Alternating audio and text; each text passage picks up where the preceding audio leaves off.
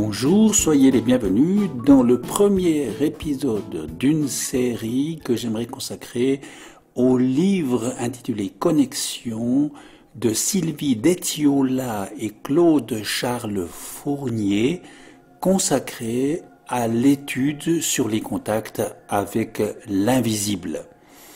Depuis plus de 20 ans maintenant, les auteurs accumulent des témoignages de personnes affirmant obtenir régulièrement des informations à travers différents modes de connexion avec l'invisible, avec d'autres plans de réalité.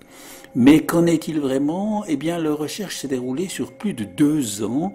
Elle est donc précieuse à plus d'un titre. Au travers d'entretiens de questions-réponses menés avec des personnes dites réceptrices, mais également grâce à de nombreux témoignages, se dessine une réalité complexe et révolutionnaire que les auteurs confrontent aux avancées des théories scientifiques les plus récentes dans le domaine de la physique et des neurosciences. Avec aussi, globalement, ce message de l'invisible. Il y a énormément, disent les interlocuteurs, d'incompréhension sur la communication avec l'invisible et même chez les médiums qui la vivent. Et c'est donc important pour votre éveil, votre cheminement et vos futurs travaux de recherche. Mais il faut agir avec légèreté en suivant l'élan du cœur. L'important se trouve dans le regard de celui qui lit, fait, vit ou suit. Résultat, de nombreuses années de recherche, leurs conclusions pourraient bien donner le vertige, en tous les cas, donner à penser et à expérimenter, y compris modestement dans la banalité de notre vie quotidienne. Nous allons tout d'abord parler des types de connexion avec l'invisible.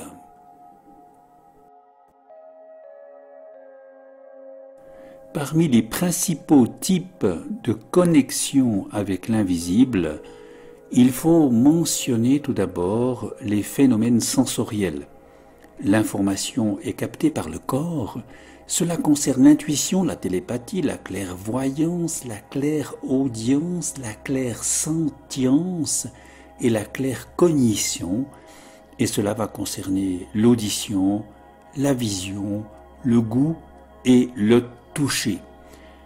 Après, on peut mentionner les phénomènes kinesthésiques qui peuvent se manifester par l'écriture automatique, l'expression artistique, au moyen d'un pendule ou le Ouija, la planche de communication avec les esprits. En 3, mentionnons les états modifiés de conscience, les rêves, les prémonitions, les sorties de corps, les expériences de mort imminente, les expansions de conscience ou encore les transes. Et en 4, la transe avec incorporation pour communiquer avec l'au-delà naturellement ou par des supports ou des techniques spécifiques. Ce catalogue est somme toute assez simple à établir. En revanche, il est moins facile d'en expliquer le fonctionnement. Là, les auteurs ont eu l'idée d'interroger les personnes qui vivent de telles expériences en leur posant toutes sortes de questions de compréhension diverses et variées.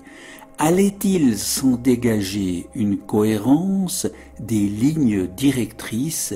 Eh bien, malgré la diversité des personnes interrogées, des lignes de cohérence se sont dégagées, des réponses données par les entités extraterrestres, les anges ou les guides interrogés. Voyons d'après eux ce qu'il faut pouvoir en déduire.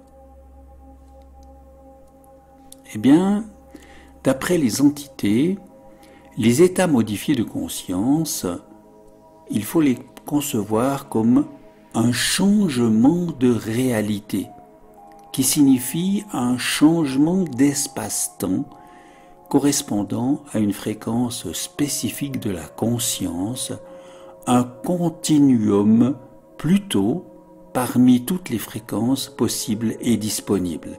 Superposé, cela peut donner un effet positif, placebo, ou un effet négatif, un effet nocebo, ou toutes les manifestations issues des types de connexion avec l'invisible.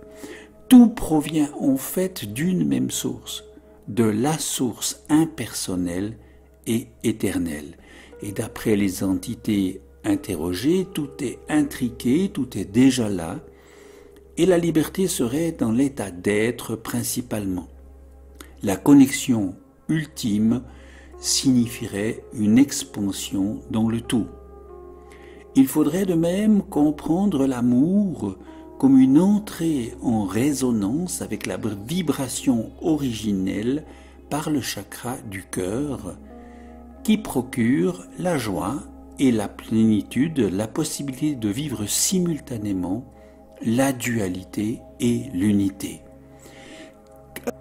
Car si Dieu est en somme le principe éternel, eh bien alors nous en sommes tous partie prenante, nous en faisons partie, nous sommes en quelque sorte tous Dieu. Mais, il y a un mais, la volonté est l'ennemi de la connexion. C'est la simplicité qui en est la clé. De même, ce n'est pas l'acte qui compte, mais la conscience que l'on met dans l'acte accompli. Si nous sommes issus d'une même essence, alors l'autre est aussi issu de la même manière que moi.